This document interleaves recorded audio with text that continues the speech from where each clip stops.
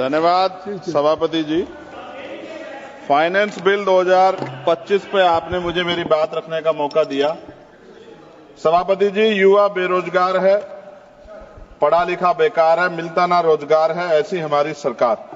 Sir, मैं अपनी बात को शुरू करते हुए मेरे मन में कुछ पीड़ाएं हैं, वो आपके सामने क्योंकि चेयर से ही कह सकते हैं। सर, बलिया की बेटी प्रिया चौहान जिसका शव सर पेड़ पे लटका मिला, तकलीफ दे है। सर, काशी हिंदू विश्वविद्यालय में पीएचडी के प्रवेश परीक्षा शिवम सोनकर को के साथ न्याय नहीं हो रहा है। सर, वो प्रवेश परीक्षा के लिए आंदोलन कर रहा है।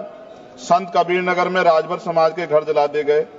मथुरा में होली पर दलितों पे हमला हुआ और जेल भी वही गए। गोरखपुर में एक 13 साल के लड़के को मार दिया, आज उसके परिवार से बात हुई, उसकी मां तड़प रही थी। सर, और बिहार में मौलाना फिरोज को पुलिस ने पीटा। अब मैं सर अब बजट पे आता हूं।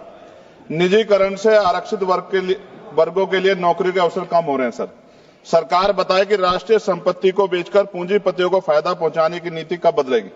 जीडीपी का केवल 2.9% शिक्षा पर और 1.98% स्वास्थ्य पर खर्च किया जा रहा है। सरकारी अस्पतालों में डॉक्टर और दवाइयां नहीं है।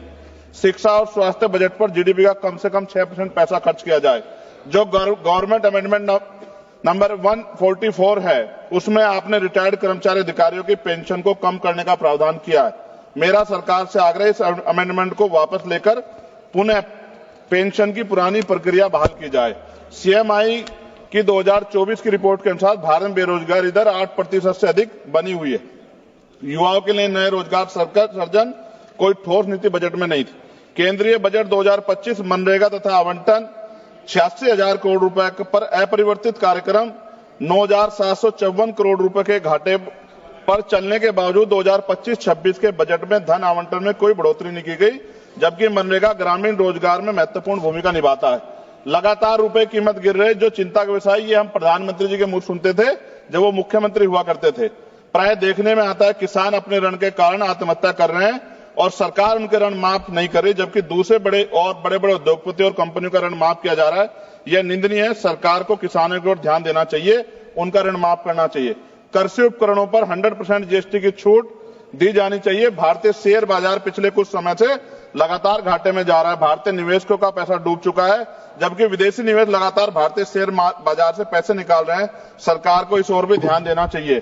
कोई भी कर्मचारी अपने कुल वेतन पर वर्ष के अंत में टैक्स चुकाता है, परंतु उसके बाद भी खरीदी गई वस्तु पर कर देना पड़ता है। इस प्रकार के दोहरे कराधान से उसकी आर्थिक अक्षति होती है।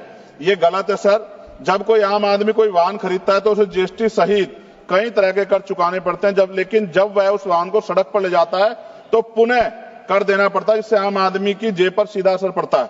सरकारी स्कूलों में शिक्षा की स्थिति अत्यंत दयनीय है, जबकि दूसरी ओर निजी स्कूलों में शिक्षा इतनी महंगी हो गई है कि गरीब बच्चों को महंगी फीस, किताबें, बैग और ड्रेस के कारण शिक्षा से वंचित होना पड़ रहा है। महोदया, निजी स्कूलों की कालाबाजारी बंद होनी चाहिए और शिक्षा इतनी सस्ती होनी चाहिए कि हर व्यक्ति तक पहुंच सके, और प्राइवेट स्कूलों पे कैप हो कि वो ज्यादा फीस न ले सकें। साथ साथ उत्तर प्रदेश में, जी खत्म करूंगा, उत्तर प्रदेश और अन्य राज्यों में मानव तस्करी, आप तो सभापति जी खुद महिला है, ये मामला आप गंभीरता से सुनना, मेरी ये बहुत बड़ी चिंता है। उत्तर प्रदेश और अन्य राज्यों में मानव तस्करी के संगठित गिरोह सक्रिय हैं। जैसे उत्तर प्रदेश के सोनभद्र से अन्य राज्यों में लड़कियों को बेचा जा रहा है। राजस्थान में लीज पर बेटियों को बेचा जा रहा है। बेटियों के खरीद फरोख्त के मामले सामने आए, लेकिन सरकार कोई ठोस कदम नहीं उठा रही।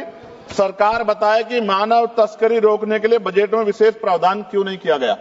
महिला सुरक्षा के लिए Nirbhaya fund, last page, Nirbhaya fund को पूरी राशि खर्च क्यों नहीं की जा रही है। फंड तो बना दिया निर्भया के नाम से, लेकिन खर्च नहीं करे। बेटियों की बिक्री रोकने के लिए राष्ट्रीय टास्क फोर्स का गठन किया जाना चाहिए। सभापति जी, ये मेरे हाथ में कटिंग है जिसमें लिखा है कि लीज पर बिक रही हैं बेटियां, कर्ज उतारने माता पिता भेज रहे हैं। एक इंपोर्टेंट ये है मैं पढ़ने के लिए, 8 साल की बच्ची 3.5 लाख में 3 साल की लीज पर दी गई, हर दिन में 5 से 10 बार दुष्कर्म। ये झालावाड़ राजस्थान की है। ये भारत है, ऐसा भारत जहां बेटियों को बेचा जाए, लीज पे दिया जाए और सरकार हाथ पे हाथ रखे तमाशा देखे, ये अच्छा नहीं है। अंत में न्यायपालिका में SC, ST, OBC व अल्पसंख्यकों की संख्या बढ़ाने पर सरकार क्या कर रही है। इन्हीं सब बातों के साथ मैं अपनी बात को खत्म करता हूं। जय भीम, जय भारत। आपका बहुत बहुत धन्यवाद।